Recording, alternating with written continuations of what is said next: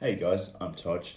This is a simple video about how to spruce up your chords when you're playing modern repertoire, whether you're a soloist, whether you're a guitarist in a band, but a simple approach nonetheless.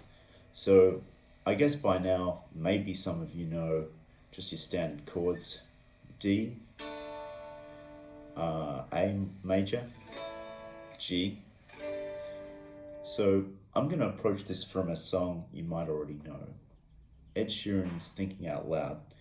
So in Thinking Out Loud, you have a D chord, then followed by a D with an F sharp bass. You're actually revoicing the third of the chord up the top here on the sixth string, F sharp. Then you've got a G chord, then you have an A chord. Now this sounds fine for most situations. If you're a soloist, maybe you're just playing it like this. I don't know the lyrics. Sorry guys. So that's pretty standard. You've got D, F sharp over D, G, A major. Now, there's many other ways you can also play these chords. For example, if you think about the middle of the neck, you've got a D chord here. So you're just literally barring the fifth fret with your first finger, and you're adding your second, third, and fourth fingers after that. Just make sure with the bar that you've got your thumb at the back of the neck, but it's maybe towards the back of the middle section here of the neck, just so you support the actual barring itself. If you put your thumb too far over, then you'll find that it might be a bit of an issue holding the actual strength, the tension. Can you hear Mr. Whippy in the background in this video? I'm not sure, but the van just came by. This has nothing to do with what I'm about to tell you, but anyway.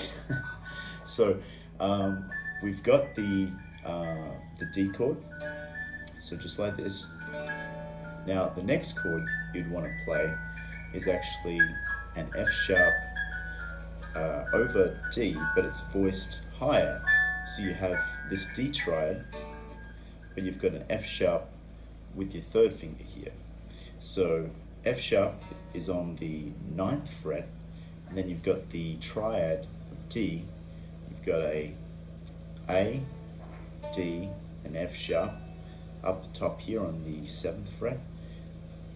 And if you want, you can add your fourth finger down to a note, which is on the 10th fret.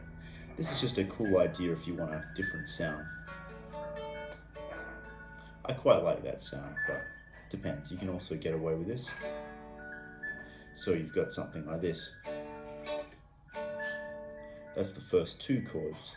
Now we've got a G, and then we've got an A. So how would I play that? Well, in this instance, I'm going to approach it from another inversion. So you can think of the G chord. You might have learnt this chord already, which is a D chord. So you've got a fourth finger on the D note.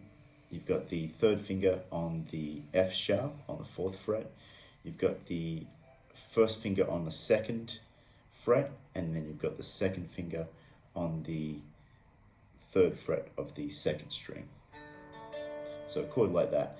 Well, you're going to move that entire shape down to the 10th fret. So 10th fret, your tonic note is going to be on the 10th fret, so you have a G.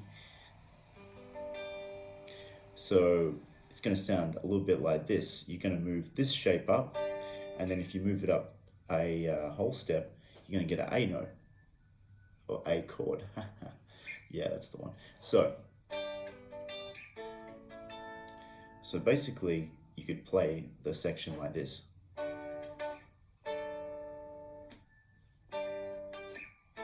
And that's just an alternative to what you're already playing. Maybe you're playing this in a band and the singer is singing the melody and you're just the guitarist, there's a bass player and a drummer. So it's not a soloist position, so you might be going.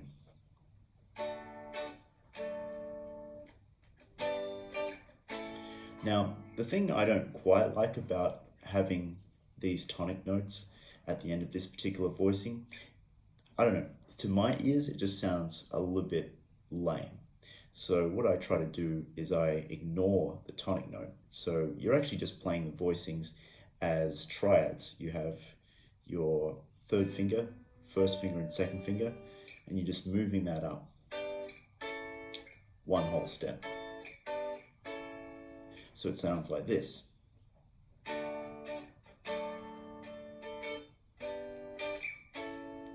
I mean, depends. I sometimes tend to include it or tend not to include it. If the bass player is playing the bass note, maybe you don't need it. Depends. It's all subjective. Yeah. So the third way you could potentially play this tune is if you're a rhythm guitarist and say there's another instrument like a piano, you could actually comp differently to how, say, you'd be playing if you're just playing the chords. So you've got the D voicing, this one just here, but we're going to take that up 2 octaves. We're going to go to the 14th fret, same notes. So we've got a D voicing, and say we have the first 2 beats of the bar. So we have 1, 2. Now, what did I just play there? I played a D, so that's a D triad. Now, the concept behind this whole thing, by the way, is just triads. So you've got a D triad, same as what we learnt up here. Then we have a E minor triad, which is G, B, and then E. Now, I'm using my third finger because I find that to be an easy way for me to change between this chord and the next chord, which is another D. So that the D that I'm playing here is actually based upon using my third finger, using my second finger, using my first finger, and then just barring those last 2 strings. So I have this shape, but I'm not adding the lower tonic note here. I'm actually just playing from the 3rd degree. So you've got something like this. 1, 2. Sounds cool, right? So the other way that you can also extend the harmony, say if you wanted to make it a little bit, say you're going down the same track as what I'm just doing here. So you've got the D, E minor, and then D again. I'm actually also going to be cheeky. I'm going to play a C chord as a passing chord, and then I've got a G triad, which is actually on the, it's based from the 7th fret, but you've got the 3rd finger here on the G note, that's on the 8th fret. And then you're just moving that up. So potentially something like this. 1, 2. I'll try that again. 1, 2. See? So it's another color, but it works pretty well, I think.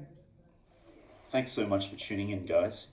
If you like this video, please like and subscribe to my channel and stay updated for some other cool videos.